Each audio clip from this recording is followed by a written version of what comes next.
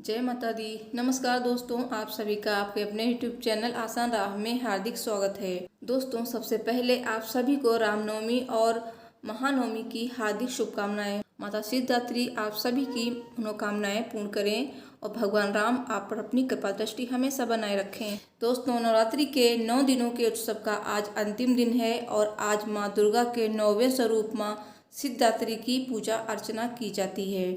और जैसा कि इनके नाम से स्पष्ट है, माँ का यह स्वरूप सभी प्रकार की सिद्धि और मोक्ष देने वाला है। माँ सिद्धिदात्री की पूजा ऋषि मुनि साधक यक्ष किन्नर देवता दानव और गृहस्थ आश्रम में जीवन यापन करने वाले पूजा करते हैं।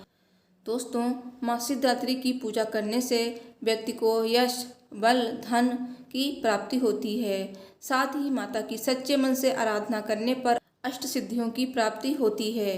दोस्तों, आपसे रिक्वेस्ट है, अगर आपको वीडियो पसंद आती है तो प्लीज़ वीडियो को लाइक ज़रूर करें। साथ ही कमेंट बॉक्स में जय माता दी लिखकर माता रानी की कृपा प्राप्त करें।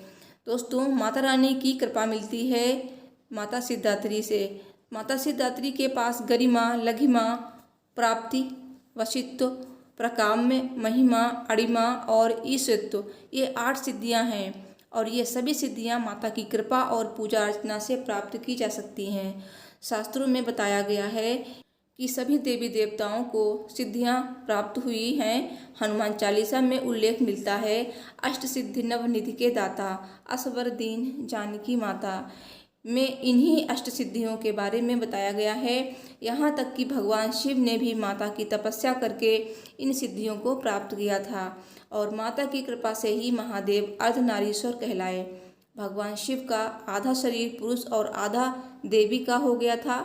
9वें दिन सिद्धिदात्री माता की पूजा करने के लिए नवाहन का प्रसाद और नवरस युक्त भोजन के साथ 9 प्रकार के फल फूल आदि का अर्पण करके नवरात्रि का समापन करना चाहिए। आइए श्रवण करते हैं माँ सिद्धिदात्री की पावन कथा।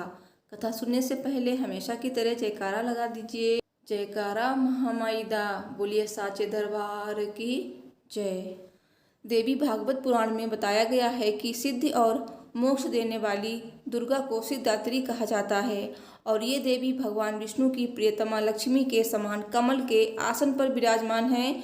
इन माता के 4 हाथ हैं, जिनमें माँ के हाथों में कमल शंख गदा सुदर्शन चक्र धारण की हुई हैं और सिद्धिदात्री देवी सरस्वती का भी स्वरूप हैं और उन्हीं की तरह श्वेत वस्त्र धारण किए हुए हैं और मधुर स्वर से अपने भक्तों पर कृपा बनाए हुए हैं। माँ भगवती को इस दिन हलवा पूरी सब्जी खीर काले चने फल और नारियल का भोग लगाया जाता है। साथ ही इस दिन माँ के वाहन योगिनियों हथियार और अन्य देवी देवताओं के नाम से हवन पूजन करना उत्तम माना जाता है। इससे माता की कृपा प्राप्त होती है और भाग्य का भी उदय होता है। इस दिन माता की पूजा करते समय बैंगन या जामुनी रंग के वस्त्र धारण करना चाहिए। माता सिद्धिदात्री की शास्त्रीय विधि से पूजा अर्चना करने के बाद कन्या पूजन अवश्य करना चाहिए। बिना कन्या पूजन के नवरात्रि का शुभ फल प्राप्त नहीं होता है और कुछ घर में अष्टमी के दिन कन्या पूजन करते हैं तो कुछ घरों में नवमी के दिन कन्या पूजन करने का विधान है। दोस्तों, आज प्रातः स्नान आदि से निवृत्त होकर महानवमी व्रत और माँ सिद्धिदात्री की पूजा का संकल्प लें। फिर माता रानी को अक्षत पुष्प धूप सिंदूर गंध फल आदि समर्पित करें और भोग मैं आपको बता चुकी हूँ तो उस चीज़ का आपको भोग लगाना है, जैसे हलवा पूड़ी चने जो भी आपने बनाया है कन्याओं के लिए, तो उन्हीं चीज़ों का भोग माता रानी को लगाएं और आप मंत्रों का जाप करें, माता जी की चालीसा पढ़ें और इसके बाद अंत में आरती करें। दोस्तों, इस दिन मालपुआ और नारियल का भी भोग आप लगा सकते हैं, केला का भी भोग लगा सकते हैं। माँ सिद्धिदात्री का बीज मंत्र ह्रीं क्लीं ऐं सिद्धे नमः। माँ सिद्धिदात्री की स्तुति मंत्र या देवी सर्वभूतेषु माँ सिद्धिदात्री रूपेण संस्थिता नमस्तस्यै नमस्तस्यै नमस्तस्यै नमो नमः।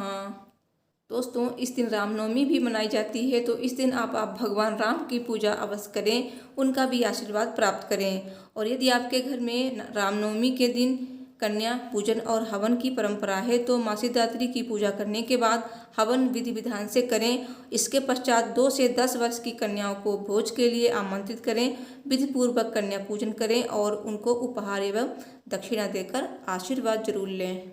दोस्तों, इस दिन माँ सिद्धिदात्री की पूजा करते समय उनको कमल का पुष्प अर्पित कर सकते हैं, क्योंकि माँ को कमल अति प्रिय है। दोस्तों, नवरात्रि के बाद कन्या पूजन क्यों किया जाता है, आइए जानते हैं। दोस्तों, नवरात्रि के बाद कन्या पूजन करने से ही आपकी पूजा संपन्न होती है। कन्या पूजन में कुमारी कन्याओं को घर बुलाकर उनके पैर धोने चाहिए और फिर मंत्र द्वारा पंचोपचार पूजन करना चाहिए। इसके बाद सभी कन्याओं और लांगुरा को पूरी, सब्जी, हलवा, काले चने जो भी आपने बनाया है उसका भोजन कराएं और उनकी वैसे ही सेवा करें जैसे खुद माता आपके घर आई हुई हों। कन्याओं के साथ एक बालक को भी भोजन कराना चाहिए। बालक बटुक भैरव और लांगुरा के रूप में पूजा जाता है और देवी की रक्षा और सेवा के लिए भगवान शिव ने हर शक्तिपीठ के साथ साथ एक भैरव को भी रखा हुआ है। इसीलिए कन्या पूजन में एक बालक का होना भी जरूरी है। और भोजन के बाद रोली और चावल लगाएं और फिर दक्षिणा दें। इसके बाद सभी कन्याओं और लंगूरा के चरण स्पर्श करके आशीर्वाद लें। और जो भी भक्त कन्या पूजन करके नवरात्रि का समापन करते हैं उनको धर्म, अर्थ, काम और मोक्ष की भी प्राप्ति होती है। दोस्तों, मेरी वीडियो अगर आपको पसंद आई हो तो प्लीज़ वीडियो को लाइक करके ही जाइएगा और चैनल पर नए हैं तो चैनल को भी सब्सक्राइब कर लीजिए, बेल बटन को भी प्रेस करें